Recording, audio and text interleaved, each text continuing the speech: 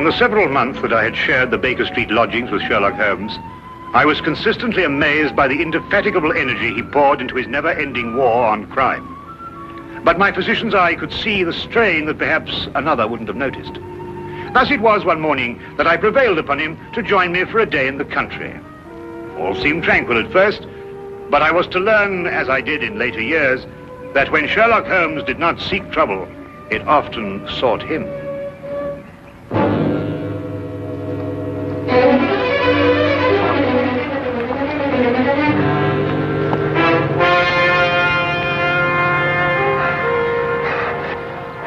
Help her. They may be coming. Steady now, we'll have you all right in a minute.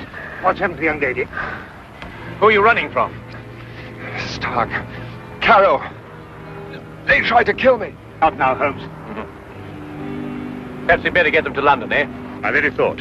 The young lady is uninjured, but she's suffering from a deep state of shock. Come along.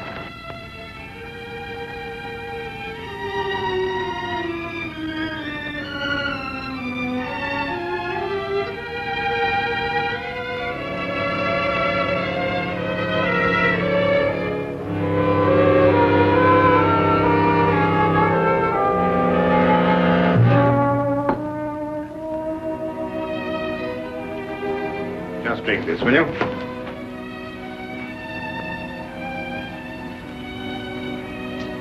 Better now? Much, thank you, sir.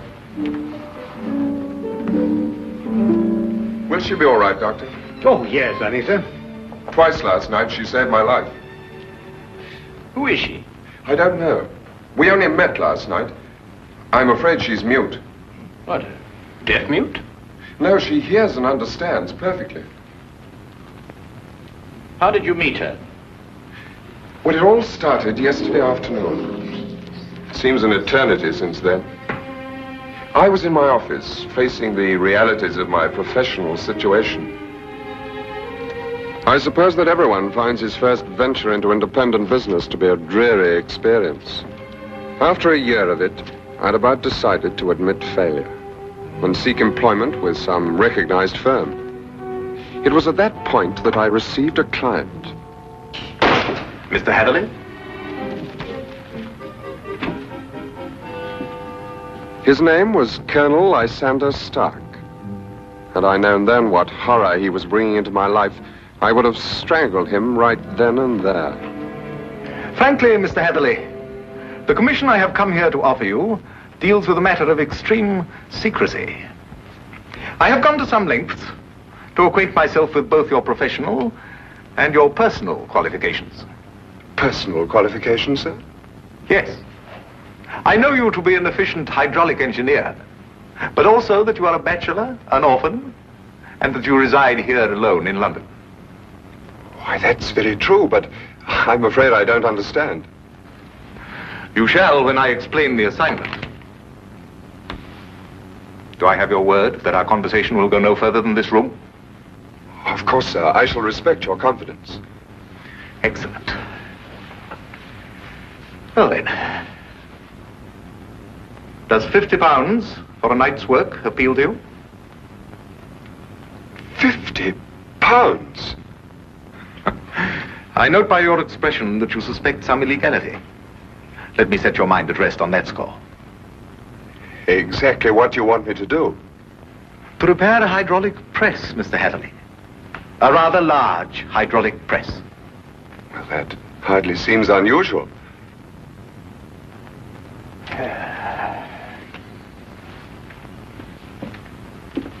For some years, I have owned a small place in the country just outside London. Recently, it has come to my attention that the land contains a vein of something commonly called fuller's earth. I trust you are familiar with the term. But ore is dug out of the earth. Why should you need an hydraulic press? I'm a businessman, Mr. Hatherley. Undoubtedly, the land surrounding mine contains more of such wealth. I hope to use the income from my own discovery to purchase my neighbor's land cheaply before he discovers its hidden wealth. I see. If my neighbor were to suspect what wealth he treads on daily, he would never sell at any price. It's quite clear now. You use the press to mold the dark earth into some innocent form so that you can dispose of it without suspicion. Precisely. Very ingenious. There's a fortune down there.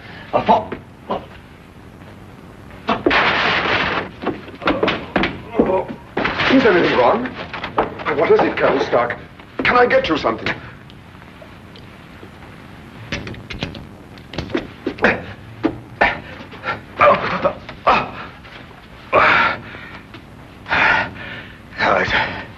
It's all right. My heart. I oughtn't to get too excited.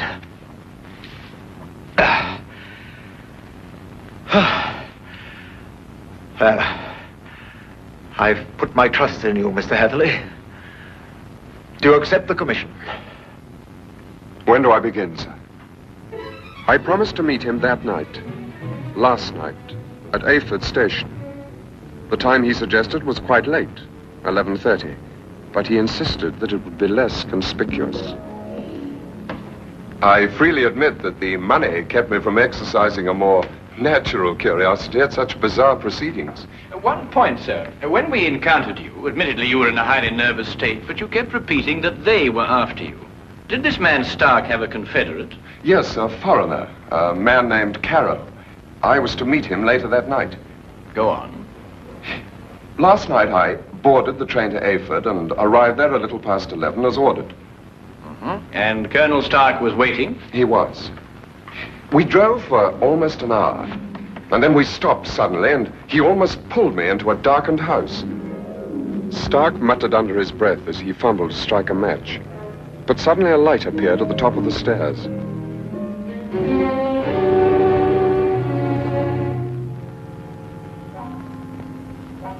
It was the first time I saw this young woman, gentlemen. Even in the poor light, beauty and fear were sharp in her face.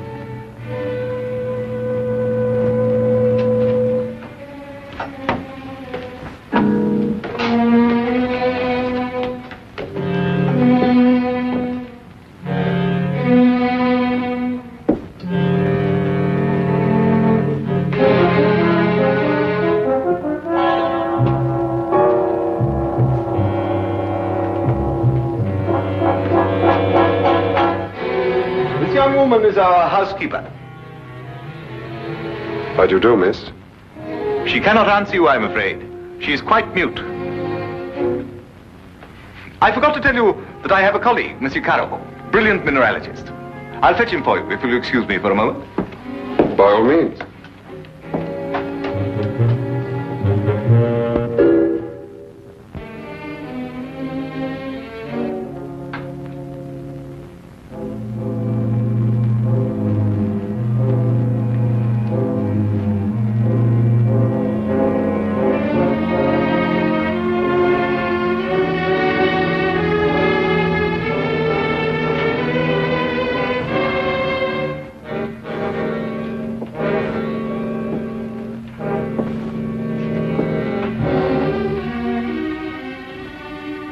Is there anything wrong? You want me to leave? Why? Are you trying to warn me against Colonel Stark?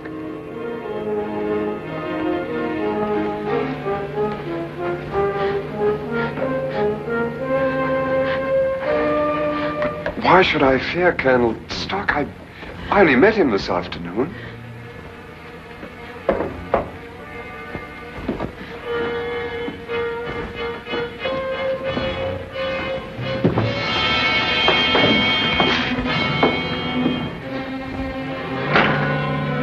Hatherley, I'd like you to meet my friend and associate, Monsieur Carroll.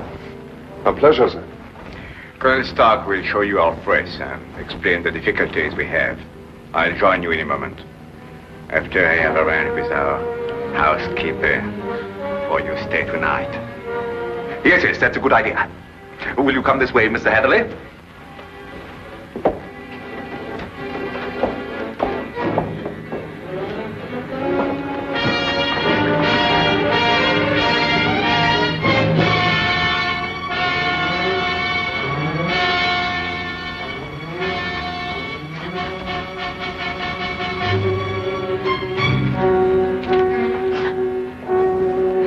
I thought you have learned better, my dear. Perhaps I'll have to send you back to school.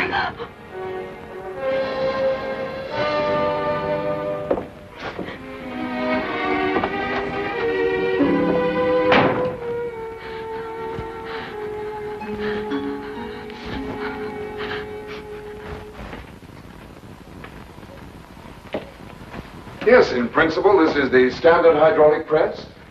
Though I must say I've seen few as large. Indeed. And so it has the work of 4 ordinary presses. I think I told you that time is my greatest foe.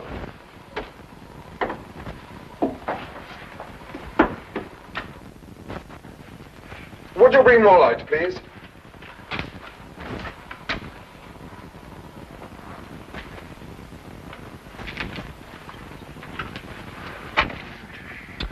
Wood.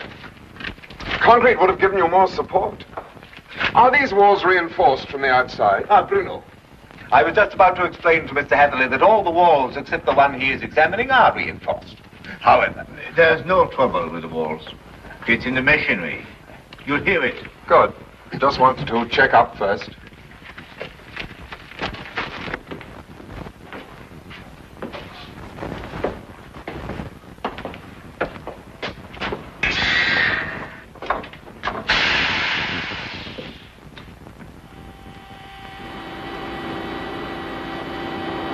Now listen.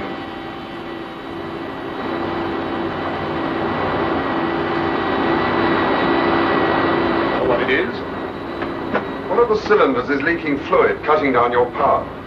Turn it off and we'll have a look at the driving rods.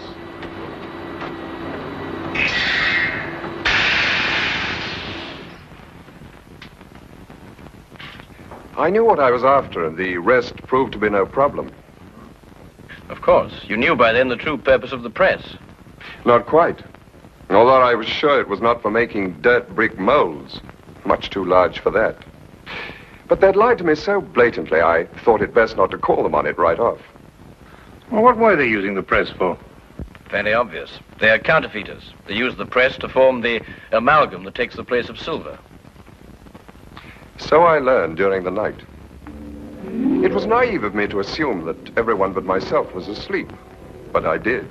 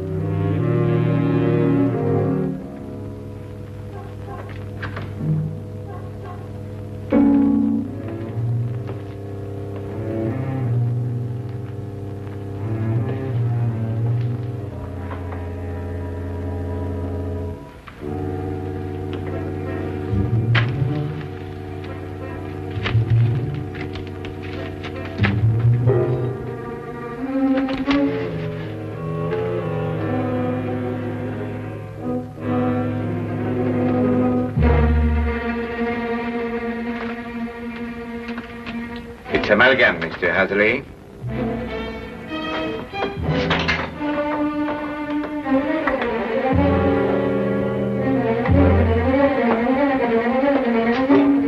Carol, open up! Let me out of here, Carol!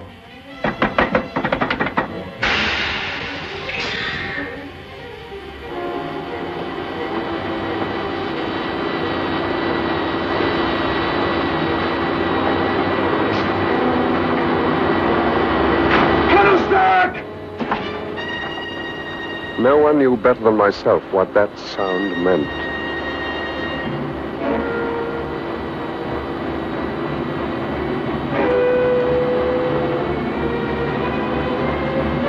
Caro had started the press. Within minutes, that cold ceiling would be down with a force capable of grinding me to a shapeless pulp. And there was no way in the world I could stop it.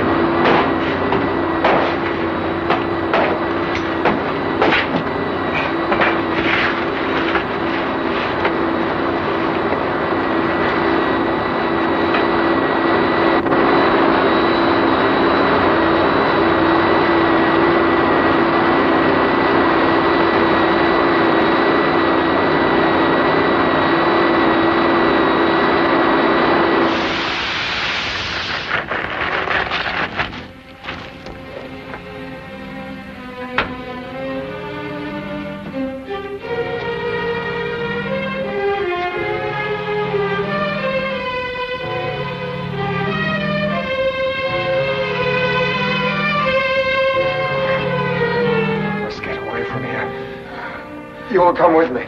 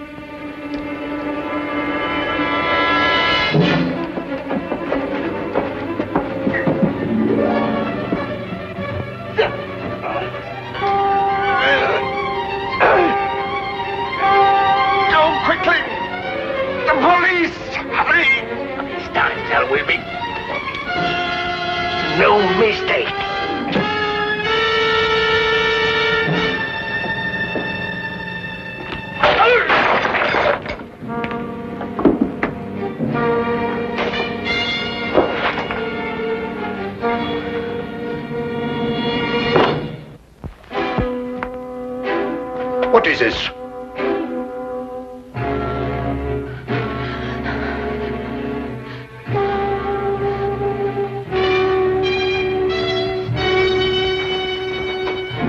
What's happened here? Bruno!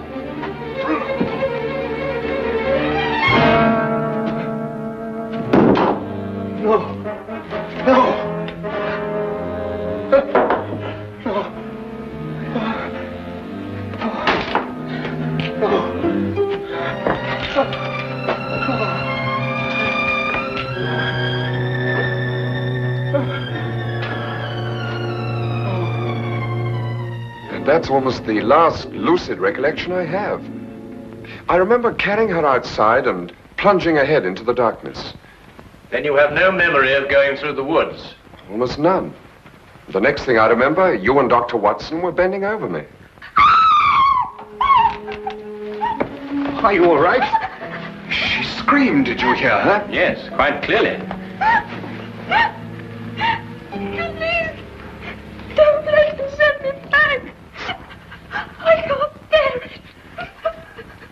There now. Brandy, Holmes, will you? That's right. You'll be all right. Here, drink this, will you? Now, Spencer. Now, tell me, do you know this gentleman? Yes, Mr. Hatherley. Oh, you can speak. Oh, why last night did you pretend? I wasn't pretending. I've been unable to speak for a year.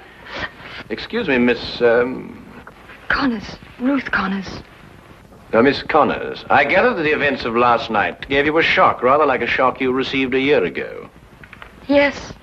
When I saw the gun in Colonel Stark's hand, and it was pointed directly at me, a year ago, another young man visited us to fix the hydraulic press. I see. What do you know about this other young man? I was standing there, watching, when all of a sudden Colonel Stark fired his gun straight into the other young man's face. Why didn't you go to the police? I did. But first I must tell you that Mr. Carew is my uncle and guardian. He's my only living relation. And when I witnessed the murder, he fell upon me, repeating over and over, "You must never say a word. You must never say a word." But the first opportunity I had, I ran to the police. What did they do? Nothing. Because from that moment to this, I've been unable to utter a sound or speak a word. It was as though my throat was frozen up. Incredible. I have heard of this before. The worst of it was, my uncle learnt of my attempt to inform on him and had me committed to Bedlam.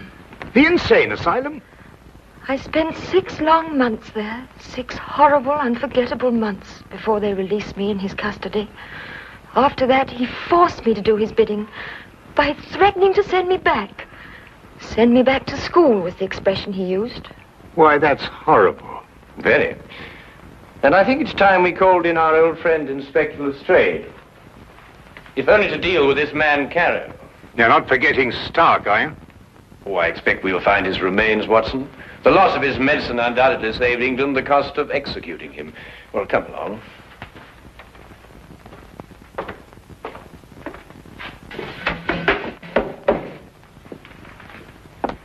Now that young Mr. Hatherley tells us about neglecting the candle while he made his escape, I can place the blame for the fire. You sure it was Colonel Lysander Stark whose remains you found here? No doubt. Several articles of authentic identification, no doubt. Anything else? No, Inspector. Sorry. All right, thank you, Constable. Now where's Holmes got himself to? He just went down to the station. He said he'd be back in a minute. Look here, if Holmes thinks he can do... I'm sorry to keep you all waiting. Well, everything's settled, Lestrade? About as settled as it's likely to be. Stark's dead. Carter's escaped. The only thing now is to go back to London and put out an alarm for him. Oh, dear. Well, tell me, what about the money? What money? Well, you know, the money they were making, the counterfeit. Have you found any? Well, no. Oh, I suppose Carter took it with him. Well, the man would have to be pretty desperate indeed to even bother with real money, let alone counterfeit. What are you suggesting, Holmes? Miss Connors, the only carriage used here is the carriage that Mr. Hatherley rode in. Is that right? Why, yes, I think so. I see. And that carriage has been in the livery stable since last night. Thanks to an obliging constable, I found one of Mr. Carrer's footprints. But there was no trail of similar prints leading away from the house. Mark you, I didn't imagine that he would try and make his escape on foot. How did he get away then? He didn't, my dear fellow. He's still in this house, hiding somewhere. What? Mr. Holmes, there's a cellar where... I examined that cellar myself. No, I mean the special cave they dug under the house to hide the money. And there must be an entrance from the house itself. Well, I wasn't permitted to know exactly where, but I'm sure it was in this room somewhere. Thank you. Well, let's try and see, shall we? I beg your pardon.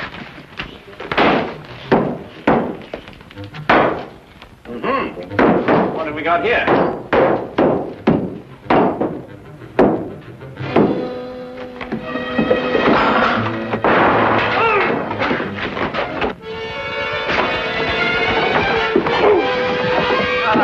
Very neat, Watson. Oh, there wasn't anything to it. Now then, what have we got here? Oh, just nicked me, Doctor. Nothing serious. Well, we'll have a look at it anyway. Hold on. Some of you may lend a hand in here. That's that. I don't believe you'll have any more trouble with Mr. Carew. This has been a nasty business all round. I've lost my £50 fee, been roughed up, but it could have been worse, I suppose. A good deal worse, my friend. For example, I believe this is yours. Mine. Yes. What is it? Your shoe, I believe. I recovered it from the press. Yes, it makes one think, doesn't it? Well, Watson, you were quite right. A day in the country can be quite relaxing.